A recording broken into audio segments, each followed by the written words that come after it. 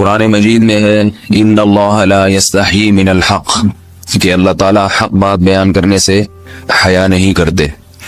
حدیث میں بھی بعض ایسے مسائل کو اللہ کے رسول نے بیان کیا ہے صلی اللہ علیہ وسلم نے جو بظاہر حیا کے خلاف ہیں، مگر اس لیے بیان کیا کہ اگر آپ صلی اللہ علیہ وسلم بیان نہ کرتے تو لوگ ان بے شرمی کے کاموں میں مبتلا ہو جاتے۔ اسی وجہ سے میں بھی یہ ہمت کر رہا ہوں کہ ایک اور ایسا گناہ جس میں لوگ مبتلا ہیں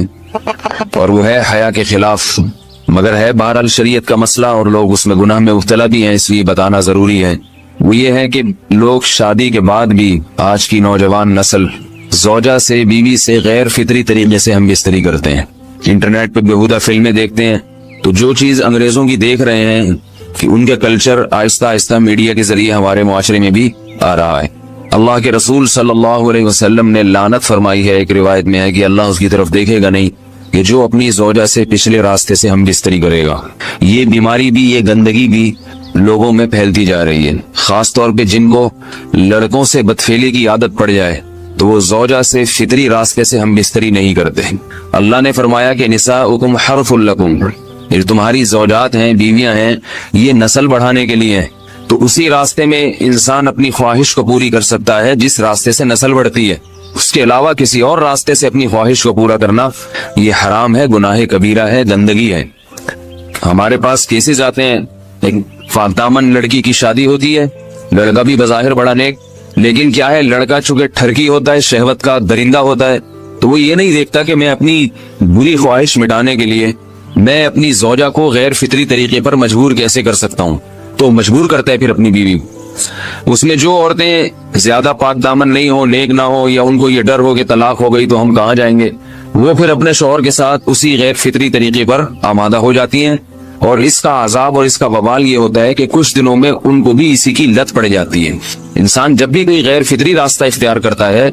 آخرت کا عذاب تو بعد میں، دنیا کا عذاب یہ آتا ہے کہ پھر اس کو لذت فطرت میں آتی نہیں ہے، تو جو راستہ اللہ نے رکھے اس میں اس کو لذت نہیں آئے گی، وہ گندگی میں ہی گھسنے کی کوشش کرے گا، اس کی بھی فطرت خراب ہو جاتی ہے، اور جس کے ساتھ یہ بدفعلی کی جائے اس کی بھی فطرت خراب ہو جاتی ہے، وہ بھی پھر کسی کے قابل نہیں رہتے۔ تو اپنے جان پر رحم کرنا چاہیے۔ ہم انسان ہیں، ہم درندے نہیں ہیں، ہم گھوڑے نہیں ہیں، ہم گدھے نہیں ہیں، ہم جانور نہیں ہیں، ہم انگریز نہیں ہیں۔ انگریز نے تو حیا اور شرم کی تمام حدود کو توڑ دیا ہے، وہ تو درندے بن چکے ہیں۔ ہم تو درندے نہیں ہیں، ہم تو حلال کھاتے ہیں، پاک صاف رہنے کی کوشش کرتے ہیں، تو ہم ان کی جو کلچر دیکھ کے ہم ویسے درندے بننے کی کوشش کیوں کریں؟ تو یہ بہت بڑا وبال ہے، بہت بڑی برائی ہے جو ہمارے معاشرے میں آہستہ آہستہ جڑ پکڑتی جا رہی ہے، اور اس سے بیماریاں بھی پھیلتی ہیں۔ غیر فطری طریقہ ہے، بیماریاں بھی پھیلتی۔ ایسے کیسز آتے ہیں کہ جناب وہ مرد مجبور کر رہا ہے بیوی کو، اور وہ بیوی جو ہے ساتھ نہیں دیتی تو پھر اس کو طلاق کی دھمکیاں دیتے ہیں، ایسے کیسز بھی آتے ہیں۔ اور یہ بھی آتا ہے کہ مرد جب اپنی بیوی کو غیر فطری طریقے پر مجبور کرتا ہے، بیوی آمادہ نہیں ہوتی، تو مرد پھر یہ دھمکی دیتا ہے کہ بھائی میری خواہش تو تم سے پوری ہوتی نہیں ہے، پھر میں دوسروں کے پاس جاؤں گا۔ تو یاد رکھیں، جس عورت کا شوہر یہ دھمکی دے اس کو کہ میں زنا کروں گا اگر تم نے میری خواہش پوری نہیں کی غیر فطری طریقے سے، تو عورت اپنے شوہر سے کہہ دے کہ جاؤ تم کہیں اور جا کے منہ کالا کرو،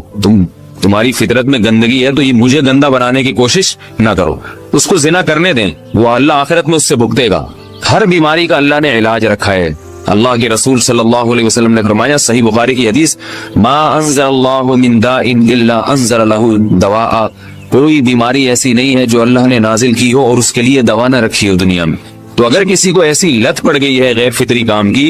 تو اس کو چاہیے کہ وہ اپنا علاج کرائے، ڈاکٹر سے بھی رابطہ کرے، اور سب سے بڑا علاج یہ ہے کہ کچھ وقت صبر کرے گا، چھوڑ دے گا کچھ عرصے کے لیے، تو خود بخود آہستہ آہستہ